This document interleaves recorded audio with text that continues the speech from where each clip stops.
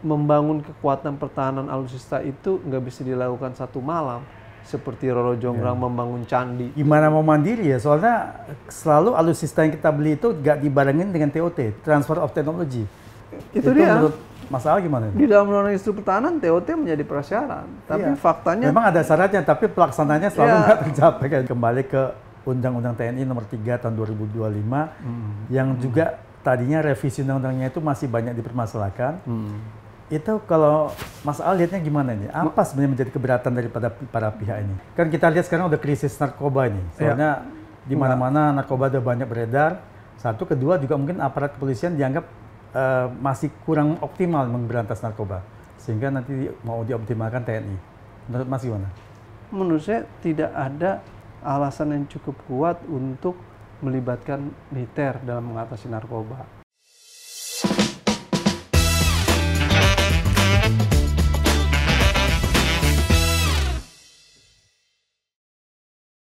Selamat datang di Share On, Edition and Discussion bersama saya Di Wijaya. Kali ini saya akan ngobrol dengan seorang pengamat pertahanan dan militer. Beliau adalah dosen hukum Brawijaya Malang dan juga peneliti senior dari Imparsial. Dan beliau adalah Ketua Badan Pengurus Sentra Inisiatif. Di sini kami akan ngobrol berbagai isu terkait dengan pertahanan dan militer dalam negeri dan juga isu internasional, yaitu masalah perang India dengan Pakistan. Apa dampaknya terhadap Indonesia? Langsung saja kita ngobrol dengan Dr. Al-Araf, SH.MDM, atau yang akrab kita sapa dengan Mas Aal. Selamat sore Mas Aal, apa kabarnya? Selamat sore Mas Edi, sehat Alhamdulillah. Sehat ya. Mas Aal, sebelum kita ke topik yang utama, Mas Aal kan orangnya terlalu vokal nih. Sampai enggak juga sih. Iya, kalau nyanyi baru vokal. Kalau nyanyi baru vokal ya. Sampai Mas Aal itu diberhentikan dari satu kampus. Waduh. Nah, ini cerita gimana nih? Itu masa lalu sebenarnya. Nah, nggak apa-apa. Yang kita nggak pernah saya ungkit lagi. Tapi karena Mas tanya, ya karena dulu waktu itu masih muda. Sekarang juga masih muda sih. Sekarang masih muda, hanya ABG masih. Dulu tuh saya sebagai dosen di Universitas Pertahanan. Saya diminta oleh profesor saya dari Inggris untuk mendampingi beliau untuk mengajar di Universitas Pertahanan. Ya, Unhan. Nah, ketika saya mengajar, saya melihat ada persoalan terkait dengan pembelian alutsista, yakni pembelian Sukhoi dan juga pembelian tank Leopard, itu main battle tank MBT. Nah, dalam persoalan itu saya menulis di media massa, salah satu media massa nasional, Kompas ya, dan juga di Jakarta Post gitu. Waktu pembelian Sukhoi, saya bilang di tulisannya bukan Sukhoi yang terbang tinggi, tapi harga Sukhoi yang terbang tinggi. Oh, harganya kalau mahal maksudnya. Harganya yang terbang tinggi, Sukhoinya nggak terbang tinggi gitu. Nah, di situ saya melihat ada dugaan skandal pembelian Sukhoi dan melaporkan ke KPK, juga ke DPR, karena dalam negara hukum kan kita harus menggunakan lembaga-lembaga hukum untuk memproses kasus yang ada. Soalnya kemudian KPK dan DPR tidak menindaklanjuti persoalan itu, ya publik yang menilai. Gitu. Tapi sebagai warga negara saya sudah menyampaikan ke media dan ke publik dan juga menulis artikel di media massa itu. Lalu kemudian dipanggil, kenapa menulis seperti itu, ya saya bilang ini bagian dari academic freedom. Kampus itu, universitas itu punya apa yang disebut dengan kebebasan akademik. Gitu. Jadi itu bagian dari pilihan saya untuk menyuarakan sesuatu yang menurut saya benar gitu. Dan karena hal itu kemudian saya diminta untuk juga hati-hati di dalam menulis di media massa pada masa itu, karena saya sebagai juga dosen Universitas Pertahanan. Tapi sepanjang saya menulis atas nama pribadi, nggak pernah bawa Al-Araf dosen Universitas Pertahanan, enggak. Al-Araf peneliti imparsial, tidak sebagai dosen gitu. Tapi melekat biasanya, orang kan taunya Mas Al ini adalah dosen di Unhan. Iya, setelah dipecat baru tahu dosen. Nah, yang kedua adalah ketika Angela Merkel mau bertemu Presiden SBY waktu itu untuk negosiasi pembelian MBT, main battle tank Leopard. Saya nulis lagi tuh di Kompas dan Jakarta Post waktu Angela datang ke Indonesia mau bertemu SBY, judulnya tuh Angela dan Leopard itu. Nah, saya bilang pembelian main battle tank Leopard tidak sesuai dengan kebijakan postur pertahanan yang sudah dirancang oleh Kementerian Pertahanan, karena dalam kebijakan postur pertahanan itu Indonesia doktrin perangnya tidak ingin membeli main battle tank, tapi medium tank dan light tank. Karena kondisi kontur tanah dan situasi di lapangan kali ya? Karena realitas, karena kebijakan dalam jangka menengah sampai 2024 dengan strategi dan doktrin perang yang dianut oleh Indonesia, Indonesia lebih memprioritaskan membeli light tank dan medium tank. Karena kan membeli alutsista nggak bisa beli sembarangan, dia harus sesuai dengan doktrin, kebijakan, strategi, nggak bisa dalam ruang yang kosong gitu, harus dalam perencanaan yang ada. Nah, karena main battle tank nggak masuk dalam kebijakan itu, akhirnya saya menilai itu keluar dari konteks kebijakan pertahanan. Yang kedua juga nggak terlalu pas dalam konteks kontur geografis di Indonesia. Ya, main battle tank cocok di negara-negara Eropa daratan, gurun seperti di Afrika. Dalam konteks Indonesia dia agak rumit untuk mobilisasinya. Karena 1 MBT itu nggak salah beratnya hampir 50 ton itu. Iya, betul sekali. Apalagi melewati jembatan-jembatan di pelosok-pelosok daerah kita pasti kan tidak bisa menahan beban seberat itu. Betul sekali. Apalagi kalau kita dengan realitas geografis yang tropis dan lain sebagainya itu rumit. Dia butuh ruang laga dan ruang juang yang luas gitu, nggak terhalang gitu. Karena kan doktrin tank dan perang kan doktrin perang tank lawan tank, jadi terbuka deh itu. Realitasnya nggak bisa terhadang oleh banyak pohonan, lalu kemudian terhadang oleh gedung-gedung gitu dia. Karena main battle tank ini manuvernya pasti agak susah ya, terbatas, berbeda dengan light tank dan medium tank. Dan alasan-alasan lainnya yang saya sampaikan, sehingga saya menganggap bahwa pengadaan alutsista ini perlu kita evaluasi pada waktu itu untuk Sukhoi dan Leopard. Ya, tapi karena menulis lagi tetap dibeli dan ya saya dipecat jadi dosen ya kan, yang apa-apa walau jadi dosen Unhan lumayan Mas, dompet saya tebel loh itu, karena kan bayaran cukup lumayan lah di Unhan waktu itu ketika saya jadi bareng sama profesor saya dari Inggris gitu. Ya lalu saya bergeser lah jadi dosen di kampus lain di Universitas Paramadina dan sekarang di Universitas Brawijaya gitu ya. Dengan gaji ya kalau dulu mungkin nontonnya di Plaza Senayan waktu dosen Unhan, sekarang karena di Paramadina Brawijaya di Setiabudi Building cukup lah ya kan. Tapi ya itu tetap pilihan hidup, bisa. Filmnya sama. Tetap sama karena memang lumayan lah bayaran dulu waktu di Unhan. Tapi itu pilihan ya, kadang-kala uang tidak bisa membuat kita merasakan kebebasan. Justru kebebasan lebih mahal dari uang. Masalah idealis juga ya. Idealisme. Jadi saya memilih kebebasan. Kenapa? Karena saya sayang dan cinta sama tentara.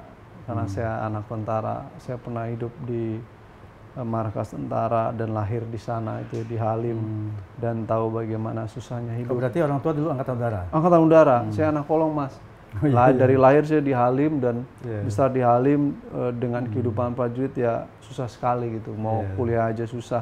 Teman-teman saya pada ingin kuliah, kerja susah itu karena sebagai anak prajurit pada era-era zaman saya ya 90-an, 80-an, 98 itu jadi anak prajurit itu susah sekali gitu.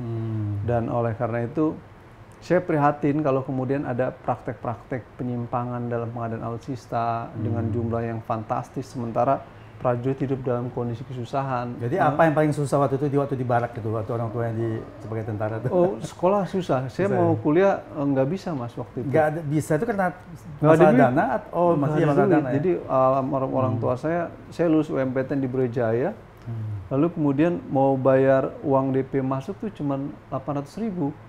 Tapi nggak ada duit. Karena ya sebagai anak prajurit. Tapi nyatanya sekarang jadi dosen loh di Universitas. Lalu ada kakak saya ya kan punya kamera, pulang dari Jepang, kamera dijual ke teman saya. Nah itu buat uang masuk kuliah. Akhirnya bisa kuliah di Brawijaya saya. Nah tapi teman-teman saya yang lain satu geng lah sama saya di Halim itu. Ya mereka sebagian banyak yang pengen kuliah, mereka sebagian pengen kerja, tapi kapasitas anak tuanya, anak prajurit susah. Jadi terus terang saya cinta dengan tentara dan karena saya cinta itu saya mengkritik kalau ada penyimpangan alutsista. Kenapa? Saya ingin menyampaikan jangan dong duit sektor pertahanan, duit buat senjata menjadi bancakan politik karena prajurit di bawah itu hidup dalam kondisi kesusahan. Luar biasa besar ya waktu itu. Anggaran luar biasa. Masalah MBT itu anggarannya 250 juta US. Kapan-kapan Mas Edi datang ke, saya rasa pernah juga ke barak-barak militer yang prajurit itu kan rumahnya udah rumah tua. Berteman sama teman-teman. Kan rumahnya tua-tua Mas, lalu kemudian kesejahteraannya susah gitu. Masa ada anggaran yang besar jadi permainan dalam pengadaan alutsista. Tentu sebagai anak prajurit saya tersentuh dan karena itu saya menulis dan menyampaikan jangan seperti itu. Bukan untuk apa-apa, justru untuk kebaikan TNI sendiri. Sekarang kalau Mas pengadaan alutsista seperti pembelian pesawat itu dimainkan, kasihan pilotnya dong memiliki kondisi pesawat yang under spec di bawah standar karena permainan-permainan itu, atau misalkan maksudnya speknya under spec itu karena bekas atau yang memang teknologi lama? Rata-rata yang bekas ini masih kan teknologi lama ya? Teknologi lama di bawah standar, nggak diperlengkapi dengan baik ya. Terus alutsista yang lama di retrofit dengan permainan-permainan seperti kasus Nanggala ya kan.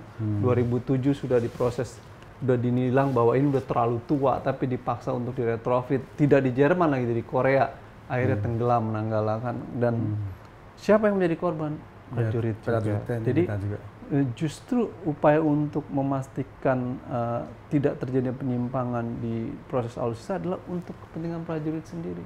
Kan Mas Edi tahu persis banyak kasus-kasus yang memperlihatkan kapal selam tenggelam, pesawat latihan jatuh, lalu kemudian tank tenggelam. Ini hal-hal yang menurut saya memprihatinkan dan kita harus sudah mulai berbicara bahwa jangan ada permainan dalam sektor pertahanan. DPR, pemerintah, stop deh gitu loh. Ya tapi masalahnya, Mas Als, yang saya tahu juga, Indonesia ini masih pembelian alutsistanya masih dipengaruhi oleh superpower Amerika. Kalau Indonesia mengambil dari negara yang bukan aliansi Amerika, agak sulit. Mau ngambil dari China, dari Rusia, itu pasti agak sulit. Selalu diintervensi. Ya, kebijakan pengadaan alutsista memang belak-belok ya. Waktu itu kita kuat dengan Amerika Serikat, di embargo, geser ke Rusia, lalu kemudian Sukhoi, lalu geser lagi ke Eropa. Jadi puzzle pengadaan alutsista di Indonesia emang ini agak acak gitu loh.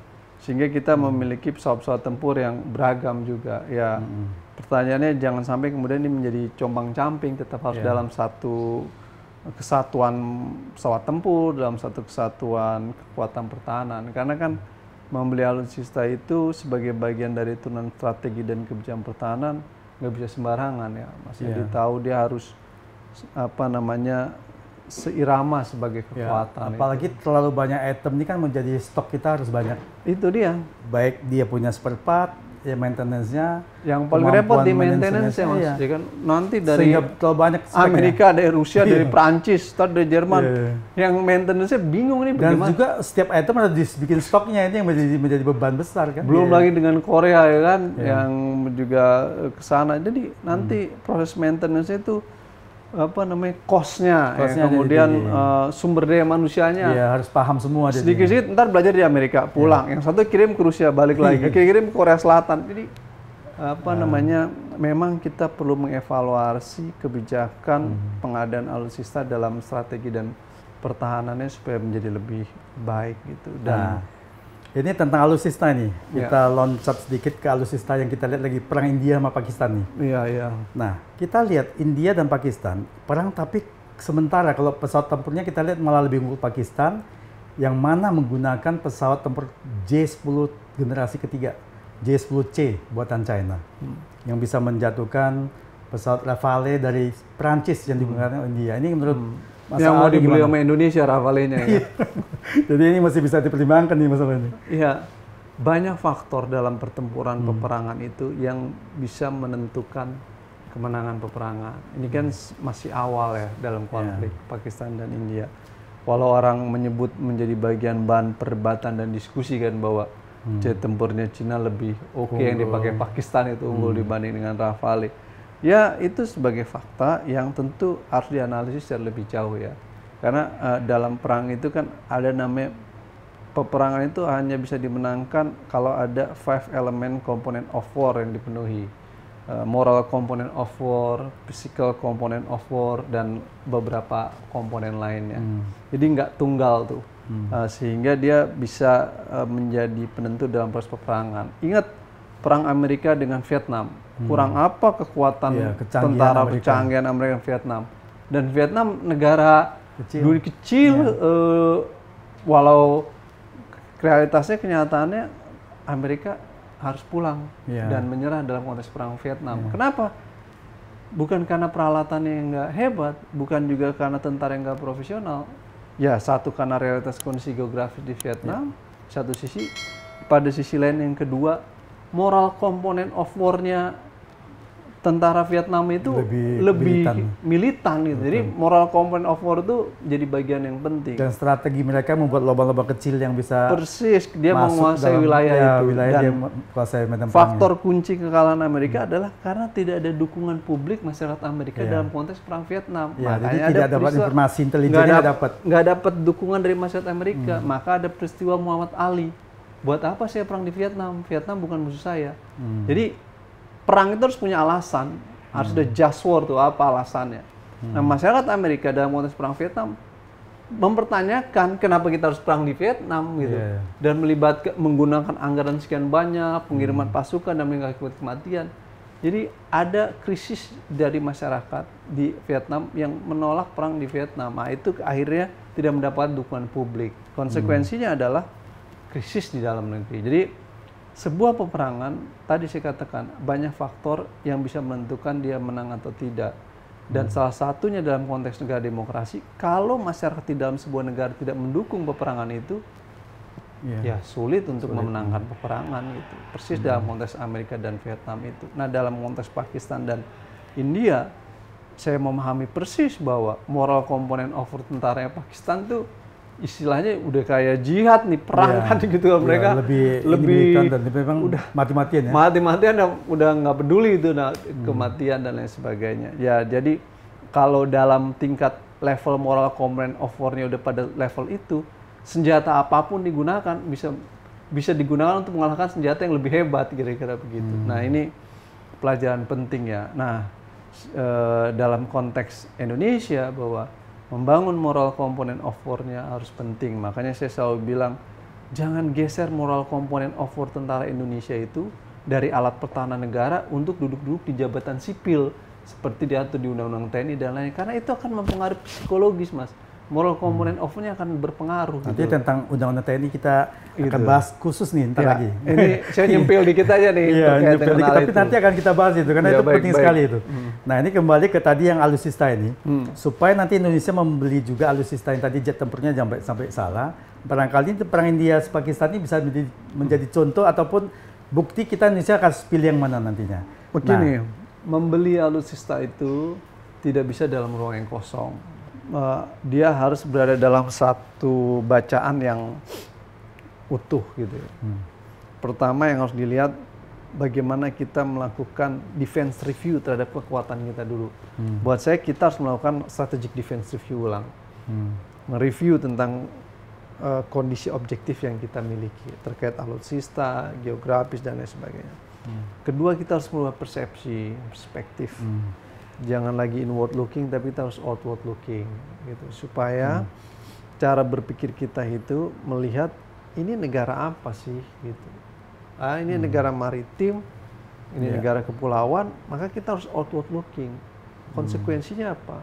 Pembangunan kekuatan laut dan udara menjadi hal yang penting, meski tidak meninggalkan kekuatan darat, karena strategi pertahanannya berlapis, gitu. Nah, pertanyaannya adalah, kalau itu menjadi pilihan, bagaimana kita mengalokasikan anggaran terhadap pembangunan kekuatan laut dan udara tadi itu, gitu. Ini kan jadi PR. Sementara pada saat bersamaan beban anggaran pertahanan itu habis untuk anggaran rutin, 60-70% buat gaji prajurit, karena jumlah pasukan angkatan darat yang banyak ya kan. Sementara ini habis untuk itu. Nah, ini problem di kita. Ini sangat kompleks. Jadi perubahan persepsi ke outlooking menjadi penting, Mas. Yang ketiga harus dilihat nanti doktrin dan strateginya seperti apa. Baru membuat defense planningnya bagaimana, jangka pendek, menengah dan panjang. Kan membangun kekuatan pertahanan alutsista itu nggak bisa dilakukan satu malam. Seperti Roro Jonggrang membangun candi. Nah, satu malam jadi gitu kan nggak bisa. Harus ada dia harus 5 tahun, 5 tahun bertahap, 5 tahun, 10 tahun, 25 tahun. Itu dibangun sehingga konsistensinya jelas gitu.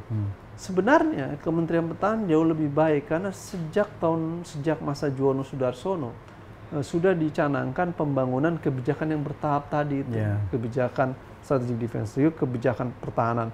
Jadi kalau Mas Edi dan saya pengen tahu tentang sampai 2029 Indonesia akan beli alutsista apa, misalkan untuk Angkatan Darat dalam pembelian tank, kita akan tahu. Oh ternyata di dalam buku postur pertahanan kita sampai 2029 itu sudah ada.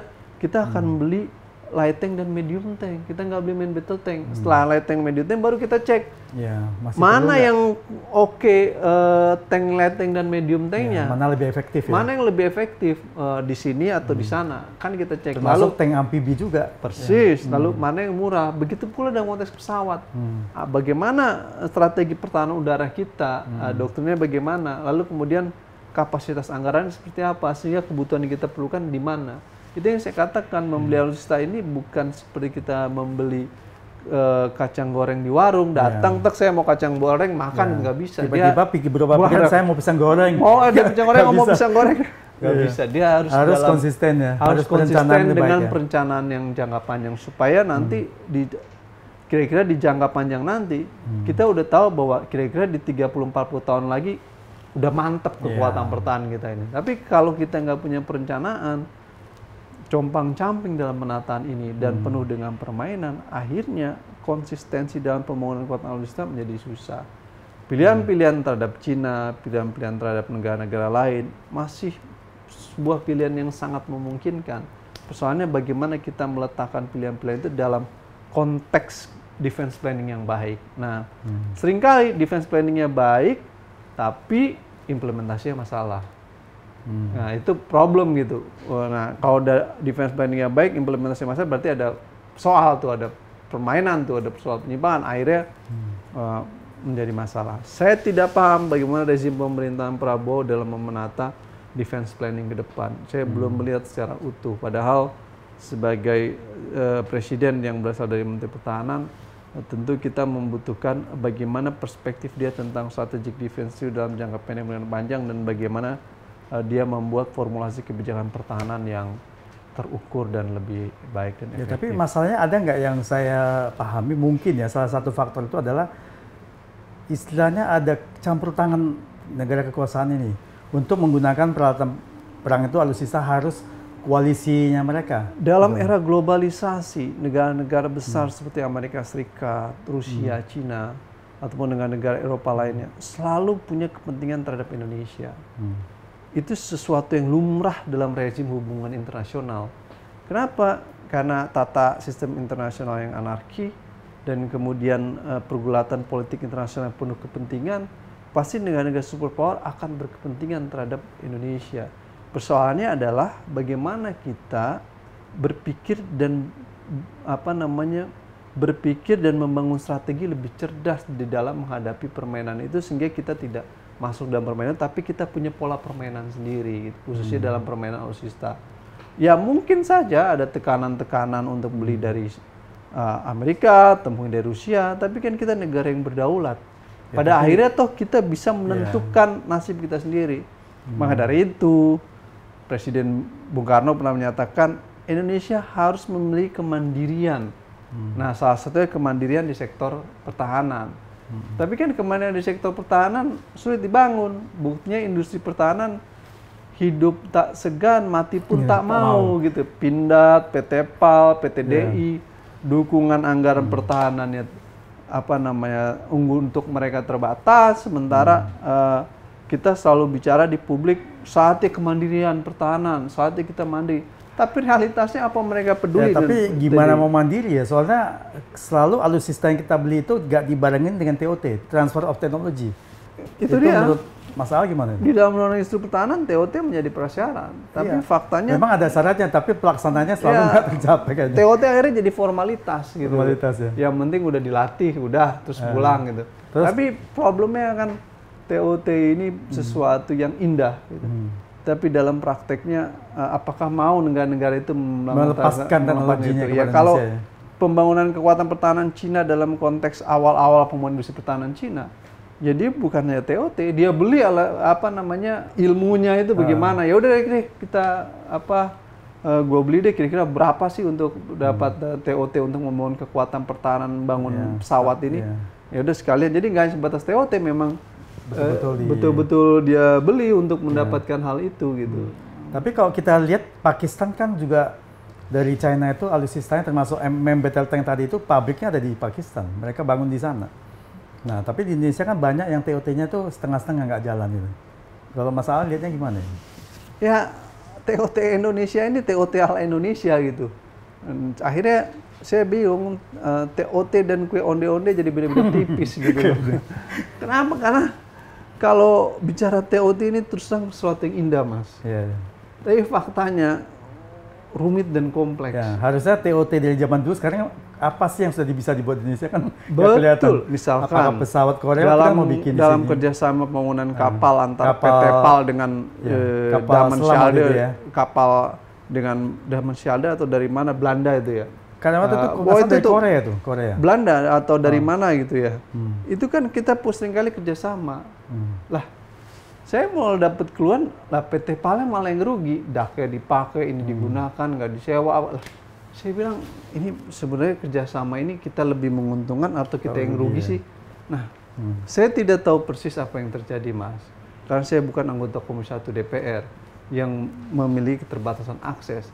Harusnya Komisi 1 DPR yang bisa memastikan persoalan-persoalan ini. Banyak soal-soal dalam kerjasama ini, dalam konteks industri pertahanan seperti PT PAL, PT DI ataupun PT Pindad. Seringkali mereka takut untuk berbicara apa adanya karena mereka bagian dari BUMN itu, ngeri-ngeri sedap lah gitu untuk berbicara apa adanya. Tapi soal ini jadi soal yang serius. Buat saya kemandirian pertahanan memang hal yang penting, tapi pada saat bersamaan kita tidak cukup baik untuk membangun industri pertahanan di Indonesia. Saya sih kasihan sih. Ya, tapi memang kalau kita kalau mau bicara tentang itu masih agak dalam dan waktunya kurang. Kita beralih sedikit nih. Tadi ke perang India dan Pakistan ini, kira-kira ada imbasnya nggak ke Indonesia itu, mungkin sampai Indonesia harus ikut-ikut dibawa-bawa gitu? Pastilah, kita hari ini mengalami geopolitik yang ruwet ya. Perang antara perang dagang antar China dan Amerika itu udah buat pusing. Belum lagi persoalan Ukraina dan Rusia juga belum selesai karena dampaknya juga ke Eropa kan. Walau kemudian akan ada upaya komunikasi awal dalam konteks penyelesaian damai antara Rusia dan Ukraina. Lalu kemudian kita juga punya persoalan konflik Laut Cina Selatan yang Tiongkok juga masih bersikukuh mengklaim dan punya dampak kepada Indonesia.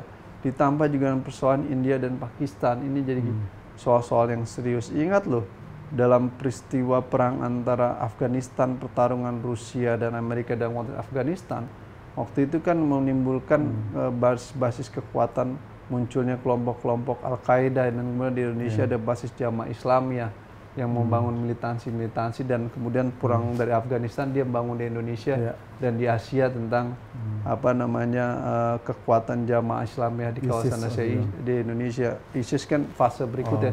Tapi kan abis dari perang Afghanistan itu kayak kelompok-kelompok Imam Samudra, Amrozi itu kan mereka jihad di Afghanistan gitu kan untuk perang pada masa itu gitu dalam pertarungan Amerika dan Rusia pada era tersebut gitu, dan akhirnya balik ke Indonesia. Dan dampak persoalan-persoalan seperti serupa harus dilihat pula dalam konteks kekinian gitu. Buat saya geopolitik hari ini tidak menyenangkan. Ada perang perdagangan ekonomi antara Amerika dengan China, ada realitas konflik perang antara India, Pakistan, plus Ukraina dan Rusia serta konflik Tiongkok. Pertanyaan saya adalah bagaimana kita berpikir strategis dalam melihat dinamika itu. Oleh karena itu, stop langkah-langkah untuk berpikir yang tidak strategis. Di tengah dinamika kayak begitu, tiba-tiba Deddy Mulyadi dulu anak-anak nakal latihan di barak militer. Itu kan menurut saya kemana ya hubungannya itu ya? Kalau saya lihat itu backgroundnya itu saya lihat kok nggak salah. KDM pernah menceritakan di sosmed, beliau melihat contohnya itu waktu itu kan ada pendidikan tentang anak-anak nakal di China. Sehingga beliau meniru itu.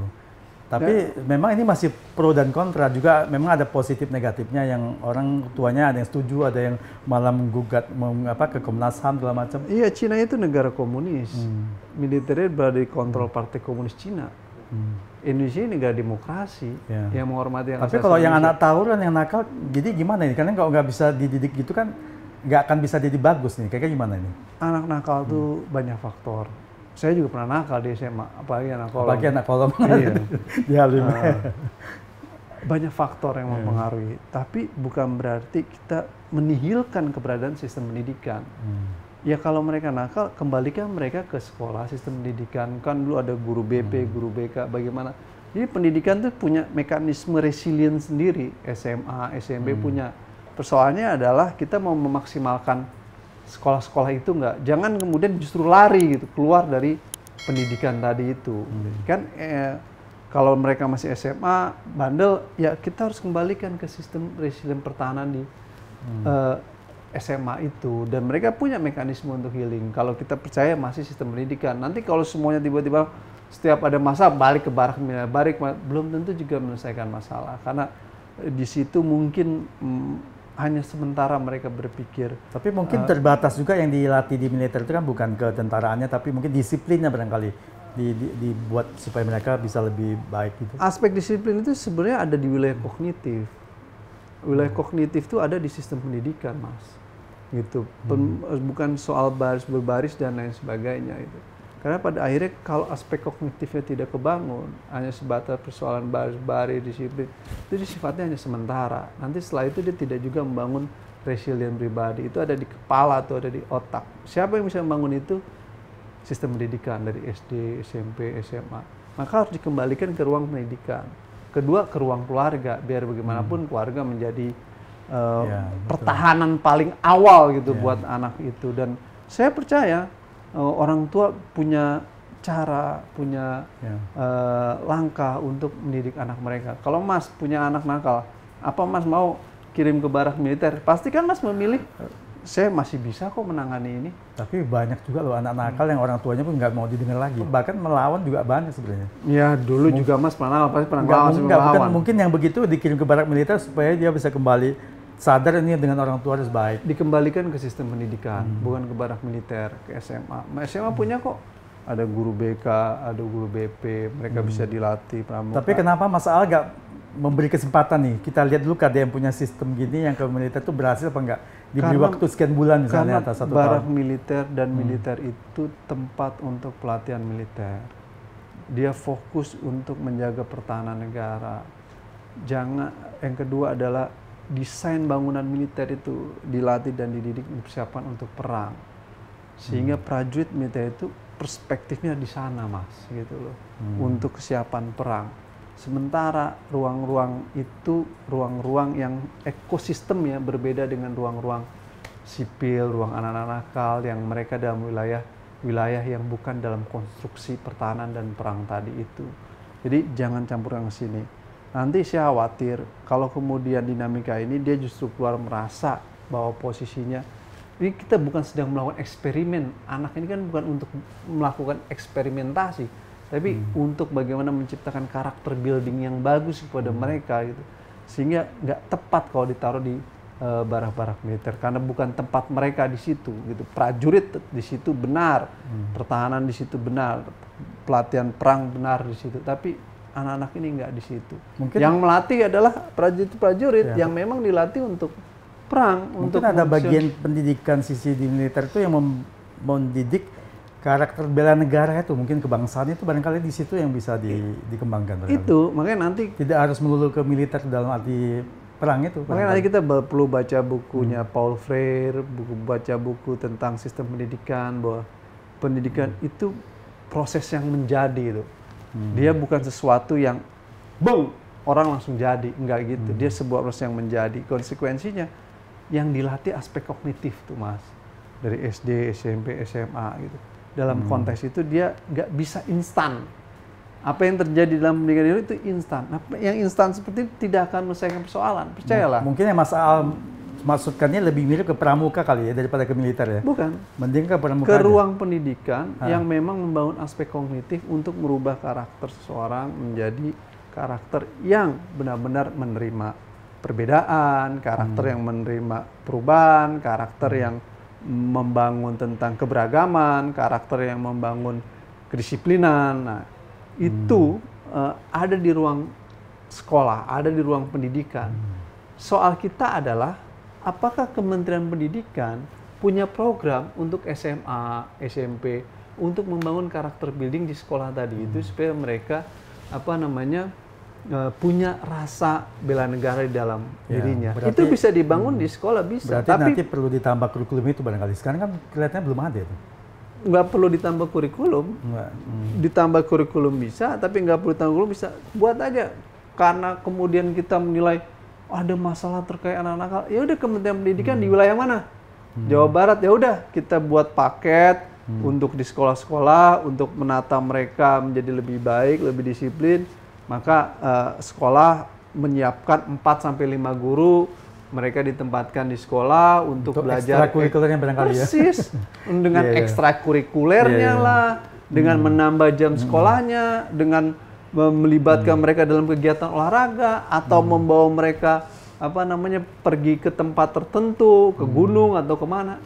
Ya, sangat. Ini memang pembahasannya itu sangat perlu waktu lagi dan mendalam. Kalau ada problem di sekolah terkait anak nakal, yang pertama disalahkan Kementerian Pendidikannya bagaimana sikapnya, ya kan? Kalau kata Mas tadi, kalau di rumah Mas sudah nggak bisa diatur orang tuanya, ya balikan ke sekolah, balikan ke pemerintah. Kementerian Pendidikan harus bisa memberikan pengajaran. Saya yakin kalau Mas jadi kepala sekolahnya nggak perlu sampai ke barak militer tuh, ya kan? Cukup aja. Saya sini deh, kumpulin selama 2 bulan lo kamu ikut di sekolah ya, ikut ekstrakurikuler, ikut olahraga, ayo kita ke gunung 2 minggu, ayo kita lihat ke masyarakat yang merasa terpinggirkan, biar Anda melihat realitas masyarakat ini susah. Tapi catatan penting sebenarnya kita harus belajar di beberapa negara lain ya, di beberapa negara Eropa yang cukup mapan. Soal pokok dasar kita adalah sistem pendidikan kita dari SD ini harus ditata lebih baik gitu. Bagaimana membangun rasa care terhadap realitas sosial itu penting gitu. Saya melihat hari ini anak-anak sekolah itu terbebani sekali. Saya lihat dengan beban pelajarannya. Aduh, bawa tas tuh bukunya banyak sekali. Harusnya sih di PAUD, di TK itu di pendidikan karakter itu dulu aja. Betul, bagaimana mereka memahami pendidikan karakter, bersosialisasi. Iya, itu jauh lebih penting, Mas. Budi pekertinya di situ ditanamkan dulu. Bener. Daripada dibebankan harus pintar baca, pintar nulis, tapi harus karakternya yang dibangun. Matematika SD kelas 2 malah saya udah rumit tuh. Mungkin saya kalau sekolah sekarang nggak lulus kayaknya. Tapi tergantung sekolahnya, Mas. Soalnya banyak sekolah yang SMA ditanya 1 tahun 12 bulan kali 2 tahunnya nggak bisa hitung. Tapi faktanya di beberapa negara Eropa justru mereka yang membangun pendidikan yang seperti di Norwegia atau Finlandia. Justru ketika SMA mereka unggul dan lebih baik karena brain, kepala kita, otak kita dibangunnya itu dengan nuansa yang pendidikan bukan menjadi beban, tapi menjadi sesuatu yang menyenangkan. Ya, itu harus dibuat apa yang terjadi hari ini, dunia pendidikan menjadi beban. Ya. Mas, coba lihat deh, setiap habis ujian akhir semester, stres semua. Banyak anak itu sakit. Ya, stres soalnya. Stres, berarti kan mereka merasa itu jadi beban, bukan sesuatu yang menyenangkan. Padahal kita harus membuat dunia pendidikan sebagai sesuatu yang menyenangkan. Kalau dunia pendidikan menjadi sesuatu yang menyenangkan, nggak perlu lagi tuh barak-barak militer dan lain sebagainya. Nah, sistem pendidikan ini harus dibangun dengan lebih baik gitu. Dan terus terang saya kasihan sih sama anak-anak sekarang itu.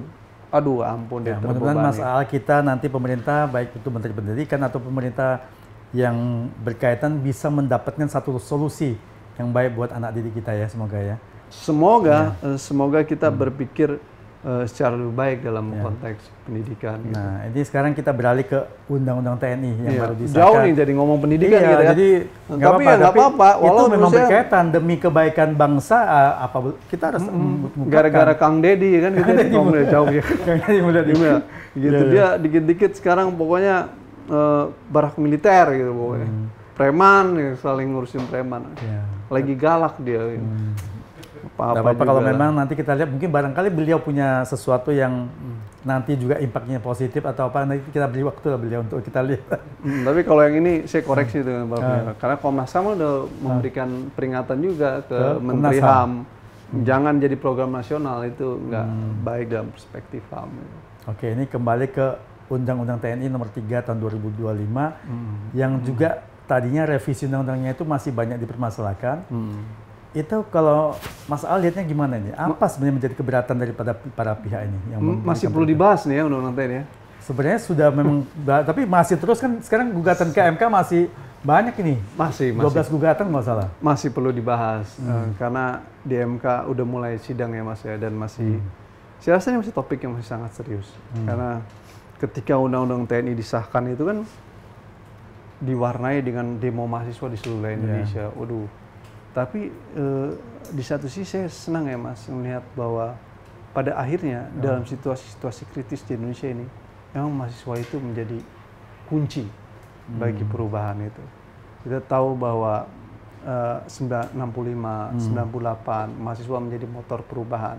Sekarang juga sama di era saat ini gitu ya, ketika kondisi kritis terjadi karena di dalam RUU TNI pengen masuk jabatan sipil, pengen operasi dan perang tanpa batas, lalu kemudian hal-hal lainnya, itu mahasiswa tampil turun ke jalan undang-undang TNI. Menurut saya sangat apresiasi, dan buat saya sepanjang mahasiswa masih hidup dalam dinamika seperti ini, saya tidak khawatir dengan Indonesia, karena ada garda moral tuh, yakni namanya mahasiswa. Tapi kalau udah nggak ada mahasiswa, waduh, menurut saya kalau tidak ada gerakan mahasiswa seperti itu, wah itu jadi alarm serius buat Indonesia. Nah, kira-kira poin apa saja yang menjadi keberatan?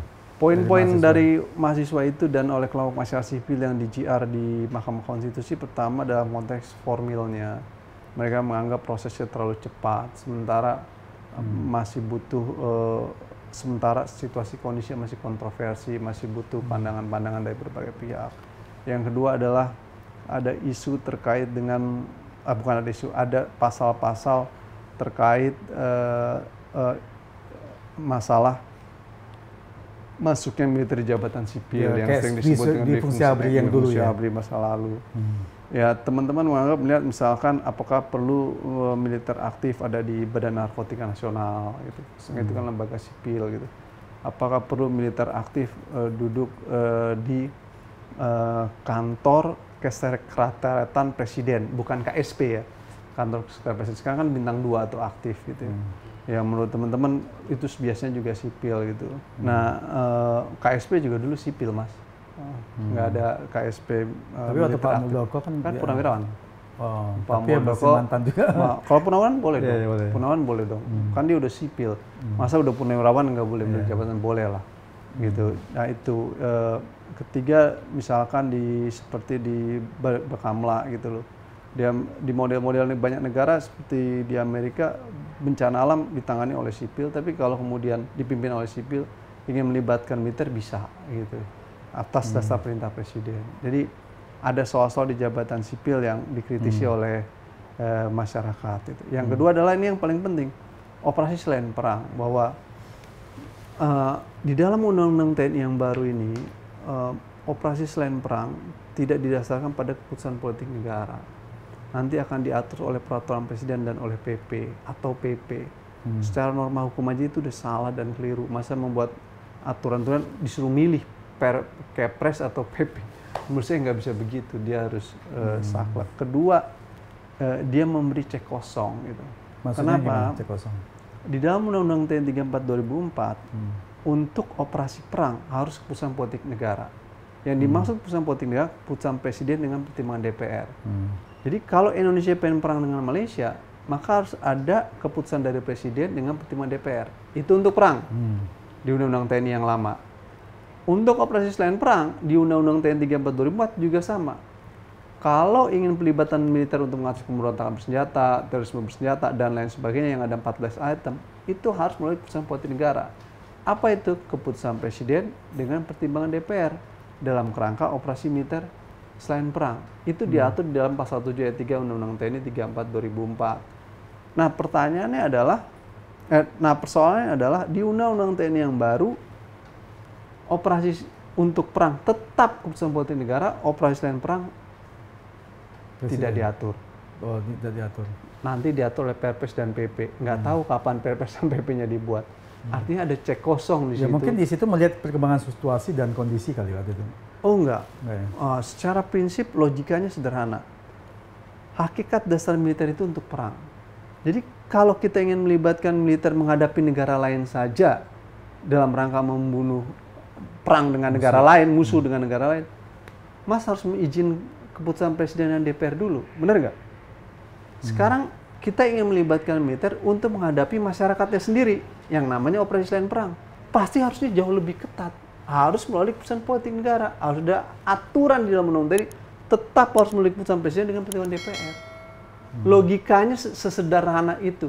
Untuk menghadapi perang dengan negara lain saja, kita harus melalui keputusan politik negara, maka apalagi untuk menghadapi masyarakatnya sendiri, Mas. Tapi bukannya mungkin aparat polisi yang untuk menertibkan sipil, mungkin personilnya kurang, sehingga pada saat-saat tertentu di backup oleh tentara, dan memang selalu prakteknya seperti itu kan? Itu yang saya bilang, bahwa diperbolehkan untuk membantu fungsi-fungsi keamanan dalam negeri, syaratnya satu, harus tetap keputusan Presiden. Kenapa demikian?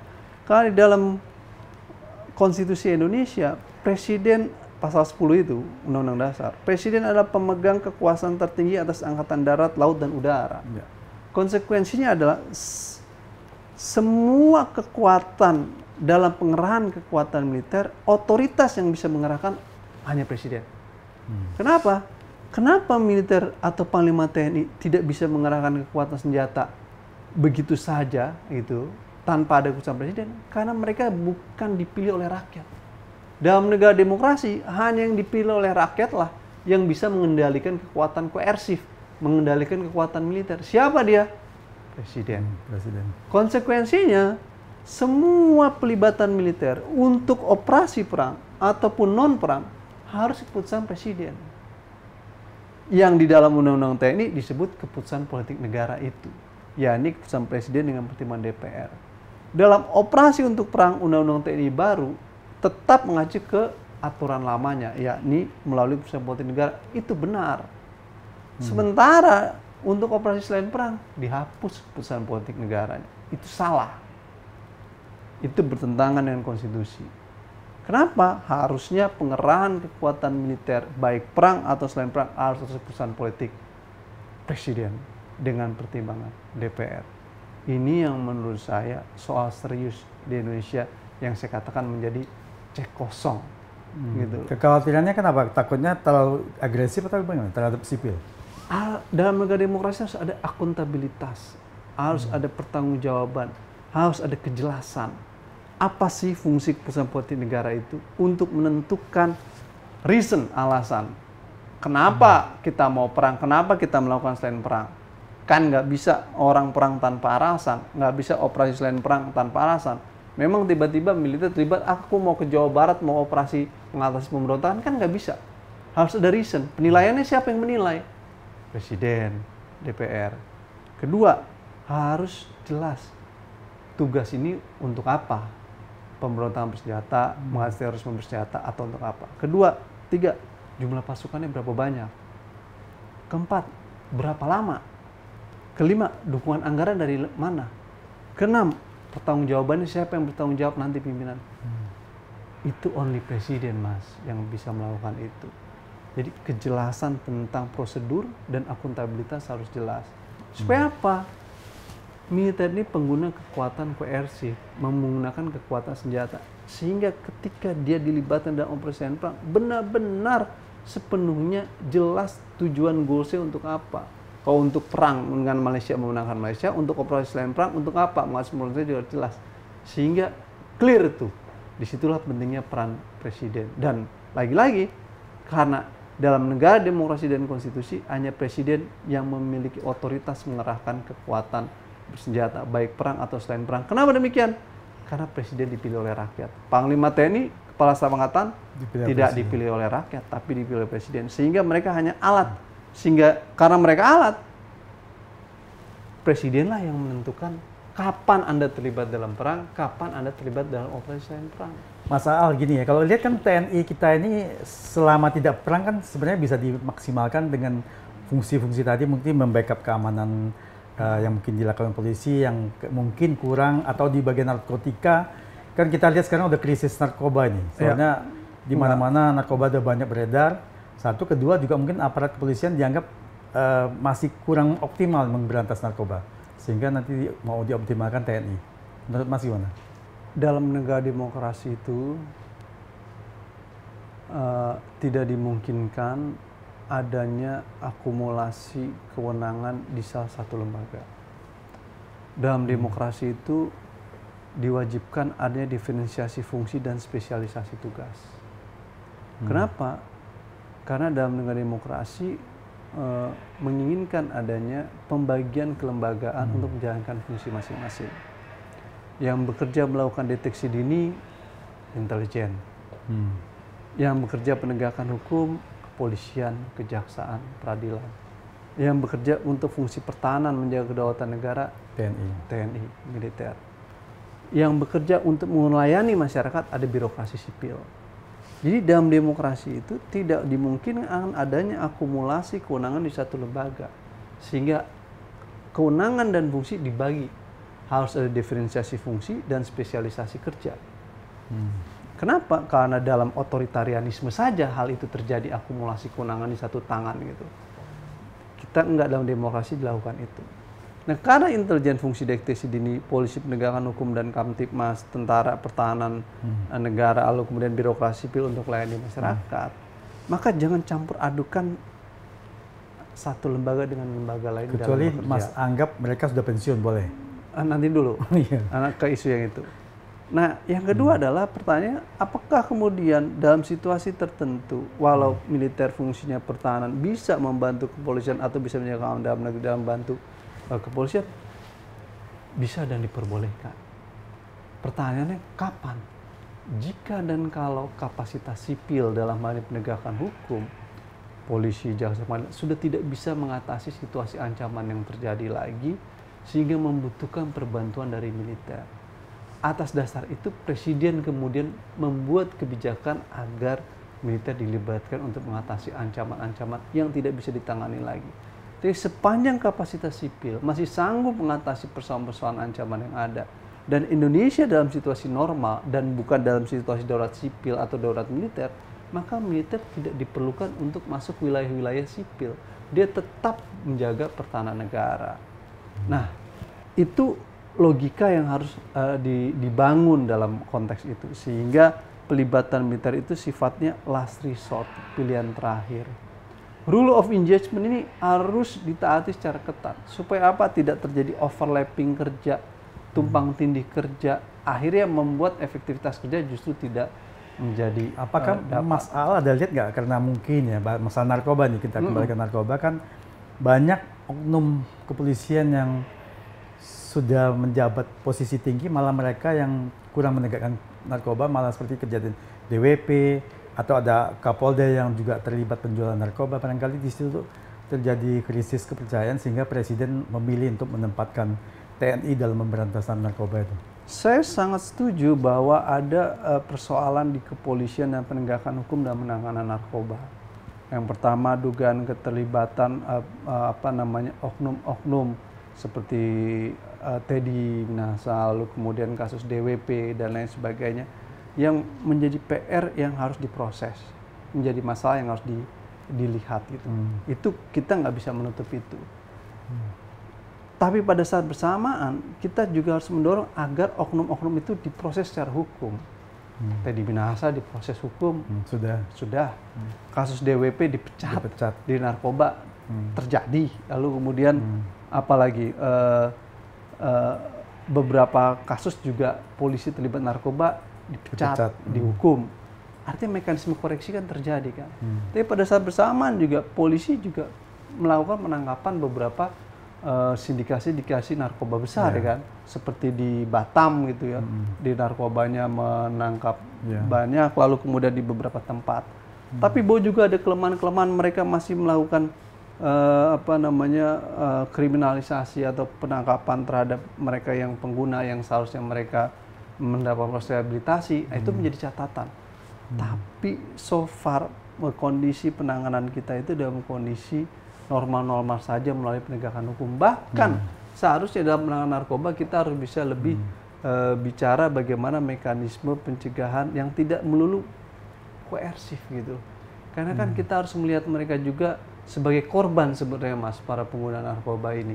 Yang pada satu sisi mereka membutuhkan pertolongan dan rehabilitasi. Berbeda dengan bandar dan lain sebagainya. Berbeda. Nah, ini jadi soal yang harus serius dilihat dalam konteks kita. Jadi dalam situasi seperti itu, menurut saya tidak ada alasan yang cukup kuat untuk melibatkan militer dalam mengatasi narkoba, gitu. Berbeda dengan Meksiko misalkan, yang negaranya dikuasai oleh kartel narkoba, gitu. Sehingga, sehingga kemudian bersenjata lagi soalnya. Bersenjata dan saya dengar punya kapal selam kecil lagi, kan. Jadi pertarungannya militer dilibatkan oleh di sana. Walau kemudian dikoreksi juga bahwa ternyata pelibatan militer di sana di Meksiko bermasalah. Ketika militer dilibatkan juga kong kali kong dengan kartel narkobanya. Presidennya terkunci di Meksiko karena pertarungan kartel narkoba dan dua narkoba gede. Akhirnya pertarungan antara pelibatan militer juga menjadi masalah di Meksiko di sana. Bukan nggak masalah gitu. Memang narkoba ini sulit ya diberantas. Iya, karena nilainya duitnya gede. Oleh karena itu, menurut saya situasi Indonesia jauh berbeda dengan kondisi Meksiko, Mas, gitu. Dan belum cukup alasan objektif melibatkan militer dalam penanganan narkoba. Gitu. Tapi dalam beberapa hal gitu ya, menurut saya balik lagi gitu loh. In the end itu pelibatan perbantuan itu sangat tergantung keputusan presiden. Nggak bisa atas tafsir polisi atau tafsir TNI sendiri. Jadi kalaupun memang tadi kata Mas, ini Mas Araf udah kondisi darurat, ya jangan Mas dan saya yang menilai darurat. Otoritas sipil, presiden yang bisa menilai apa benar ini kondisi darurat narkoba atau tidak. Kalau presiden menilai seperti itu, presiden bisa membuat keputusan presiden. Tapi kan sebelum melakukan penilaian itu, presiden mendapatkan data dulu dong dari BNN, data dulu dari masyarakat. Perlu nggak nih? Jangan sampai terjadi loh seperti di Filipina, ya kan? Ya, war on drugs yang dilakukan oleh Duterte ketika Duterte berkuasa, kelompok-kelompok bukan hanya narkoba yang diajar, oposisi-oposisi yang bertentangan dengan Duterte dieksekusi oleh Duterte di beberapa provinsi di Filipina. Apa dampak dari war on drugs yang kemudian terjadi? Perlawan untuk menghadapi kelompok-kelompok itu adalah Duterte ditangkap oleh ICC ketika Duterte selesai jadi presiden Filipina. Karena apa, Mas? Karena war on drugs tadi itu yang berlebihan dan itu eksesif. Kan mungkin eksesnya menggunakan klaim war on drugs tapi membasmi oposisi. Itu yang saya katakan. Kalau Anda melakukan satu penanganan keamanan yang berlebihan, bahasa kita sering sebut dengan sekuritisasi, akan ada ruang politisasi.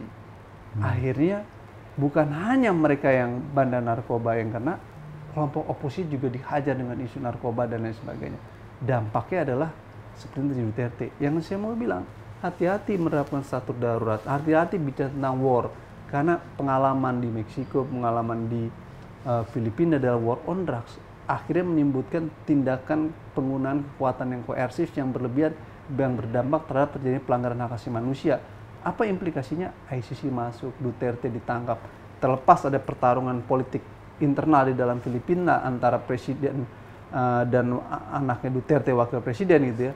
Tapi faktanya adalah jangan sembarangan untuk berbicara dikit-dikit darurat narkoba, war on drugs. Karena ketika itu terjadi, sekitar presiden milih itu, nanti kita bisa terjebak dalam situasi seperti di Filipina. Justru presidennya sendiri yang tersandra oleh mekanisme internasional, dalam hal ini ICC. Udah pengalaman nih, gara-gara war on drugs, Duterte ditangkap karena menimbulkan pelanggaran HAM berat. Pertanyaan saya, apa Pak Prabowo mau mengulangi seperti Duterte? Tapi kalau Pak Prabowo on drugs tapi tidak menghabiskan oposisi kan sebenarnya nggak apa-apa. Kalau khusus narkoba ya, mungkin pengawasannya dari masyarakat dan LSM yang mungkin harus lebih penggunaan terminologi lebih optimal barangkali. Penggunaan terminologi war itu kecenderungannya pelibatan militer, Mas. Karena dalam penanganan terorisme narkoba itu ada model law enforcement, war model. Kalau Anda menerapkan law enforcement, maka Anda percaya kepada sistem penegakan hukum, polisi, jaksa, hakim. Itu ada due process of law di situ. Ada hak-hak tersangka dalam prosesnya. Kalau war on model, dia enggak, mekanisme kill or to be kill. Konsekuensinya dia berbahaya, dampaknya bisa eksesif. Nah, Indonesia dalam situasi yang sebenarnya masih bisa dalam konteks law enforcement. Pun dalam law enforcement, penegakan hukum, kita mengkritik karena dalam beberapa hal penanganannya seringkali eksesif berlebihan sampai menimbulkan terjadinya kematian ketika melakukan penangkapan dan lain sebagainya. Apalagi kalau digeser ke war model, Mas. Gitu. Dalam law enforcement yang udah ada due process of law-nya, ada KUHAP-nya, ada KUHP-nya aja, masih ada persoalan-persoalan ekses negatif gitu terhadap ketika perang kemudian orang yang tadinya user, pengguna disebut bandar lah, ini jadi ruwet. Nah apalagi dengan war model, buat saya justru hari di dalam penanganan narkoba di Indonesia, kita harus mulai berpikir pendekatan mulai jalan kesehatan, jalan melihat mereka adalah sebagai korban, dan pendekatan non represif harus dipikirkan untuk mengatasi persoalan narkoba ini. Nggak melulu dipukul melalui law enforcement dan lain sebagainya tadi itu. Apalagi sampai menggunakan war model. Janganlah, kita justru lebih mengedepankan aspek non represif. Gitu. Tapi kalau buat pemerintah sih seharusnya kalau dari BNN kan kita lihat kalau untuk pengguna memang rehabilitasi ya. Tapi sudah dipisah, sehingga yang penting diberantasnya adalah pengedar dan pemasoknya utamanya nih.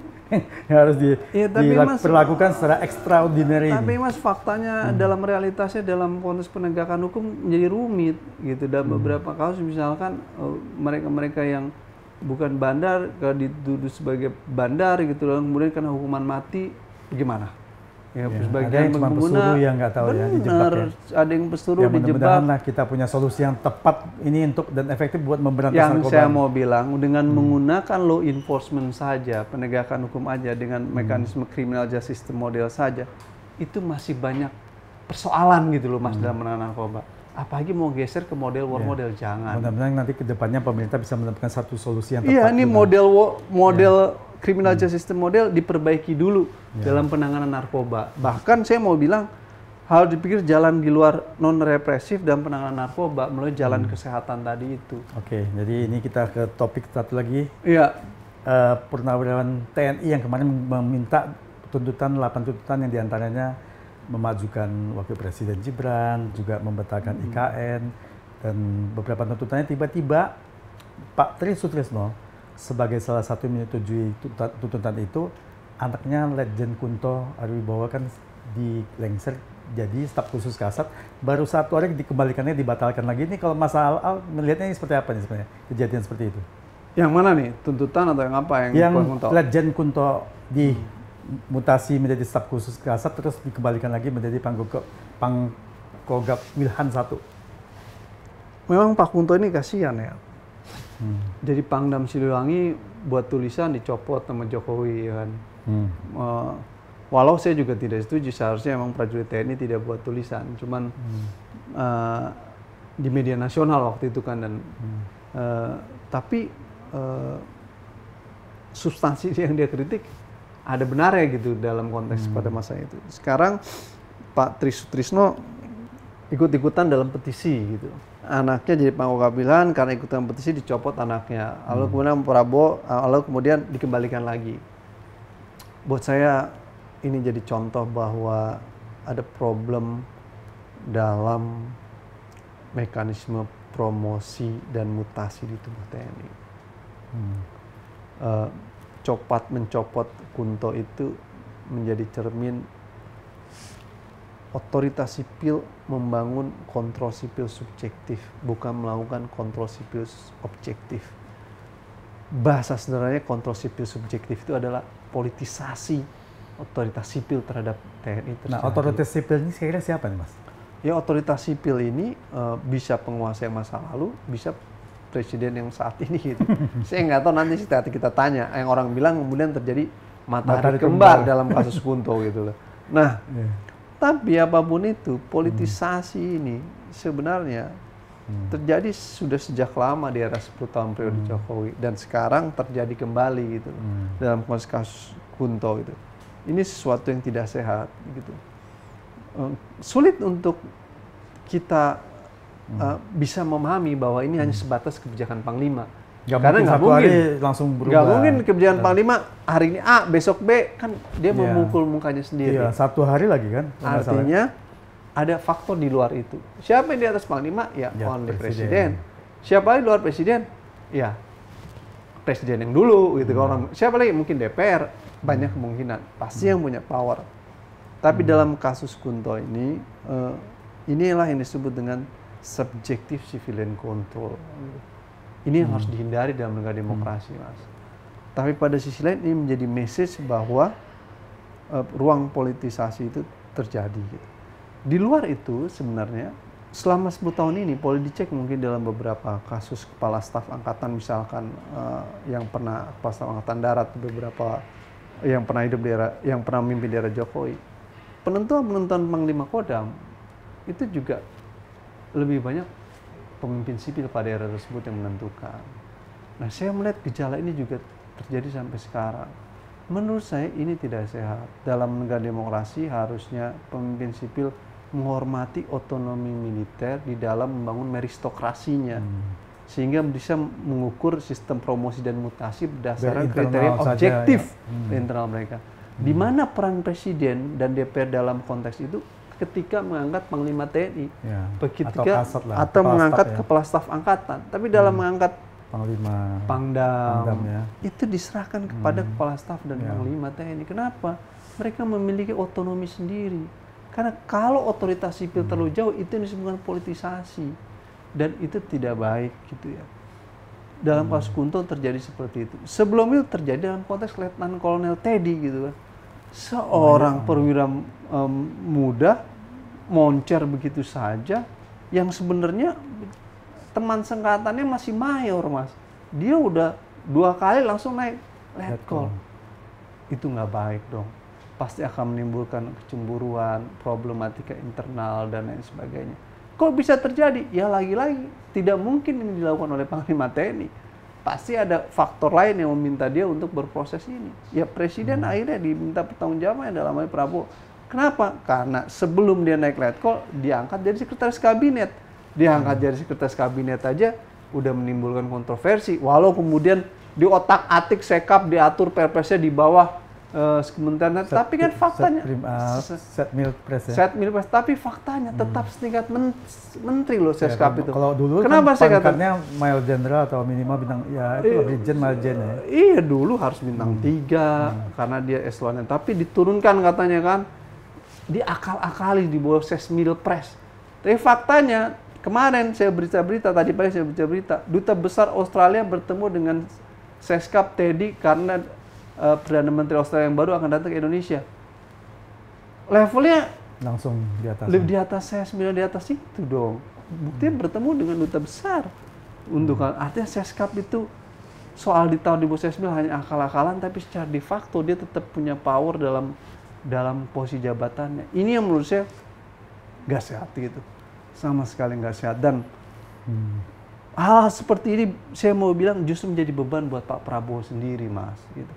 Seharusnya logiknya Prabowo sebagai mantan militer memahami tentang meristokrasi dalam tubuh TNI harus dijalankan dengan sehat, sehingga tidak dimungkinkan seseorang yang harusnya mayor diangkat cepat menjadi letkol. Tidak dimungkinkan terjadi peristiwa diberhentikan lalu naik lagi. Ini sesuatu yang tidak sehat dalam organisasi TNI. Apalagi PR di dalam undang-undang TNI, masa pensiun diperpanjang. Perwira-perwira muda, menengah, pasti mandek akan karirnya mandek, menunggu lama. Sementara mereka yang jenderal akan panjang menunggu posisi dan karir. 63 tahun. Yang di bintang 4. Boleh dicek lah kepada perwira menengah itu. Mereka pasti akan ngeluh. tapi Karena mandek dia tapi kan mereka nggak berdaya.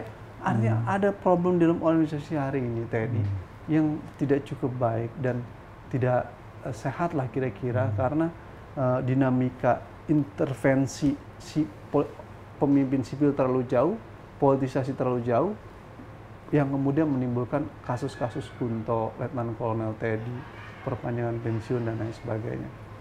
Saya sih tidak memahami kondisi ini kenapa terjadi, padahal Prabowo adalah mantan militer yang harusnya memahami hal ini. Meristokrasinya harusnya bisa berjalan dengan baik, tapi faktanya tidak bisa berjalan dengan baik seperti dalam kasus Kunto, dalam kasus itu. Wah, untungnya akhirnya dalam kasus Kunto dikembalikan lagi karena soal Trisutrisno tadi itu mungkin dikaji ulang gitu. Apakah itu kemudian mencerminkan Prabowo untuk menjaga jarak dengan Jokowi? Ya mungkin aja gitu ya. Ataukah spekulasi terjadi matahari kembar? Ya mungkin saja gitu ya. Tapi yang pasti adalah stop politisasi terhadap TNI, intervensi ke dalam TNI. Biarkan militer menata meristokrasi dengan baik. Kasihlah kewenangan Kasat sama Panglima itu untuk mengotak-atik siapa pangdamnya, siapa ininya, supaya mereka memiliki otonomi sendiri gitu loh. Rekod karir mereka. Betul, mereka harus dilihat dari meristokrasinya. Tapi kalau pemimpin sipil, gitu, otoritas sipil main terlalu jauh, apalagi DPR juga ikut-ikutan, kasihan dong. Akhirnya pura menengah berpikir, ya kalau begini caranya kita nggak usah kerja serius menjaga pertahanan. Apa yang kita harus lakukan? Gimana kenal para politisi di DPR dan bisa gimana kenal dan itu lebih penting.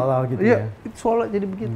Ini kan jadi soal. Jadi soal buat kita gitu. Atau bisa kenal dengan para pemimpin sipil atau kenal Pak Prabowo jauh lebih penting. Ini menjadi dasar sehat. Ya, dan mudah-mudahan nanti kedepannya ada semacam perbaikan yang lebih baik.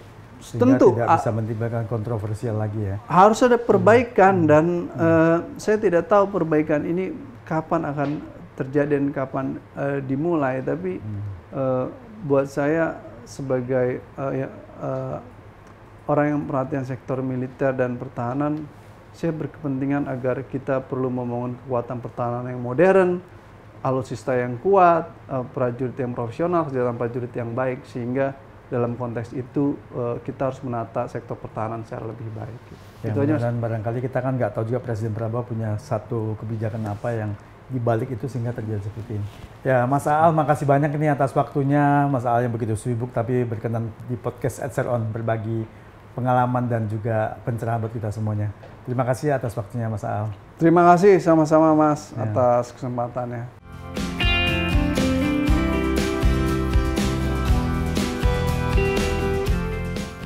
Sobat setia EdShareOn, itulah tadi obrolan saya dengan Dr. Al-Araf SH.MDM yang akrab disebut Mas Aal. Semoga apa yang beliau sampaikan bisa memberikan edukasi dan pencerahan buat kita semuanya. Nantikan obrolan berikutnya yang tetap wow dan amazing bersama narasumber yang luar biasa. Hanya di podcast EdShareOn, Edition and Discussion, podcast yang kreatif, inovatif, dan informatif. Sampai jumpa.